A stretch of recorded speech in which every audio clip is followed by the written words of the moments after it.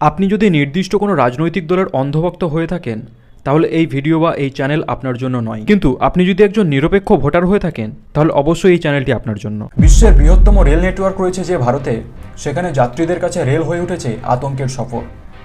বিশেষ করে মোদি জামানায় রেলের চলন্ত যাত্রীবাহী বগিগুলি এখন মৃত্যুকূপে পরিণত হয়েছে। যাত্রীবাহী ট্রেনের দুর্ঘটনা হয়ে উঠেছে নিত্যনৈমিত্তিক স্বাভাবিক ঘটনা।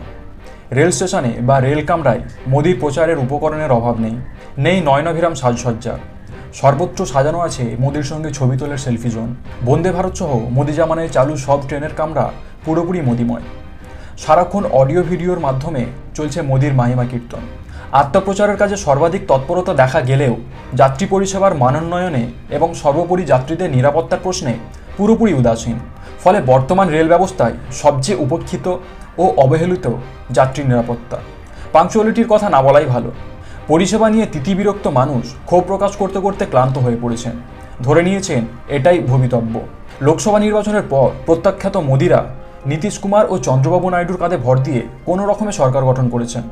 পরজীবী সরকারের 2 মাস কাটতে না কাটতেই দেশবাসীকে তিনটি ভয়াবহ রেল দুর্ঘটনা উপহার দিয়ে দিয়েছেন। তাতে প্রাণ হারাতে হয়েছে 17 জনকে। জীবনহানি হয়নি এমন অন্তত 10টি দুর্ঘটনা ঘটেছে জুলাইতেই। তারপরও কোনো তাপ উত্তাপ নেই। দুর্ঘটনাহীন নিরাপদ রেলযাত্রা নয়, মোদি সরকার দুর্ঘটনাকে রেলযাত্রার অনিবার্য অঙ্গে পরিণত করে নিরাপত্তার দায় থেকে হাত তুলে নিয়েছে। প্রচারের ফানুস ওড়ানোর জন্য প্রচারে খামতি নেই।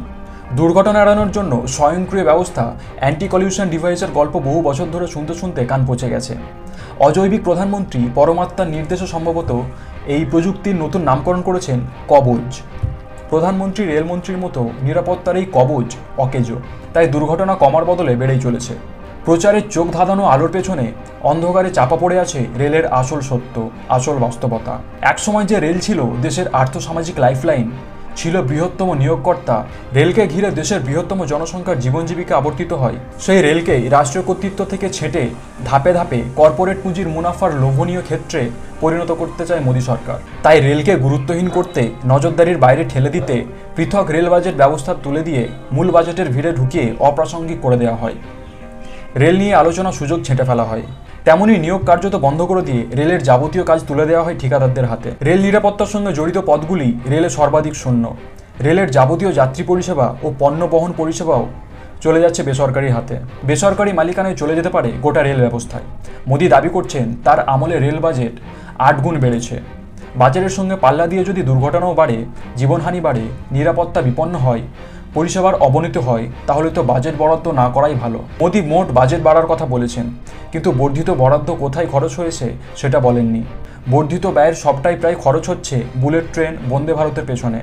আর বড় বড় অঙ্কের খরচ হচ্ছে মোদির ভাবমূর্তি গড়ে তুলতে সীমাহীন প্রচারে। তথাকথিত মডেল স্টেশনের নামে প্রসাধনী সাজের পেছনেও খরচ হচ্ছে বিপুল। পাশাপাশি স্টেশনগুলিকে বিপণন মল বানিয়ে বেসরকারি সংস্থার মুনাফার ব্যবস্থা হচ্ছে। সরকারের নজর এদিকেই বেশি। তাই যাত্রী নিরাপত্তা, যাত্রী স্বাচ্ছন্দ্য অবহেলিত ও উপেক্ষিত। এই অবস্থায় দুর্ঘটনা ঘটবেই, জীবনহানি হবেই। মোদি সরকার প্রচারে মগ্ন থাকবে। রেলমন্ত্রী বিল বানিয়ে সংবাদ মাধ্যমে আত্মপ্রচার করে পরম তৃপ্তিবোধ করবেন।